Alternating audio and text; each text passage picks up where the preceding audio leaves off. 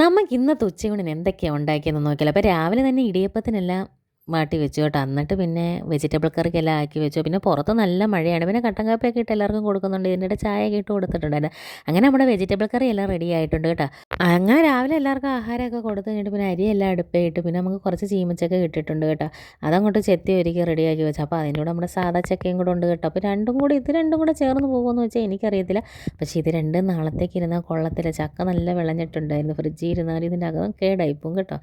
അങ്ങനെ നമ്മൾ ചക്കയും വേവിച്ച് ചീമച്ചക്ക കറി വെക്കാനായിട്ട് എല്ലാം തേങ്ങ എല്ലാം വറുത്തരച്ചപ്പോഴാണ് ദാണ്ട കിടക്കുന്ന മിക്സി കേടായി പോയിട്ട് മിക്സിക്ക് അതൊന്ന് പുകയും ആവശ്യമില്ലാത്ത കുറേ ശബ്ദങ്ങളൊക്കെ വന്നത് കാരണം ഞാൻ പിന്നെ അരയ്ക്കാൻ നിന്നില്ല.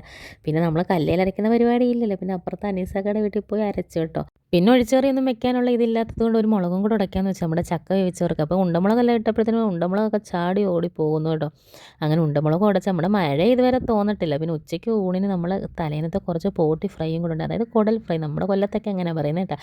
ഇതിൻ്റെ റെസിപ്പി വേണമെങ്കിൽ പറഞ്ഞാൽ മതി, ഞാൻ ഇടാമേ. അങ്ങനെ ഉച്ചയൂണൊക്കെ കഴിഞ്ഞിട്ട് ഞാൻ ടൗണിൽ പോകണമായിരുന്നു. അങ്ങനെ മെഡിക്കൽ സ്റ്റോറിലും പോയി അത്യാവശ്യം കുറച്ച് ബേക്കറിയൊക്കെ വാങ്ങിക്കാനും പോയി. പിന്നെ വന്നിട്ടിരുന്ന് പിള്ളേരുടെ ബുക്കെല്ലാം പൊതിഞ്ഞ് വെച്ചു കേട്ടോ.